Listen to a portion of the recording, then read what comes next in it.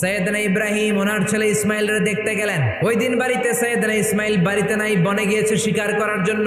বাড়িতে সৈয়দনা ইসমাইলের বিবি সৈয়দনা ইব্রাহিম ঘরের দরজার বাইরে থেকে সালাম দিয়ে বললেন, আসসালামু আলাইকুম। ভেতর থেকে কর্কশ গলায় একটা মেয়ে সালামের উত্তর দিয়ে বলল, ওয়া আলাইকাস সালাম। জিজ্ঞেস করলো সৈয়দনা ইব্রাহিম, মা কেমন আছো? মেয়েটা কয়, বেশি সুবিধার না। তোমাদের খাওয়া দাওয়া কেমন চলে? ভালো না। তোমার জামাই কই? বনে গেছে। এবার মেয়েটা বলতেছে, আমনে কেডা?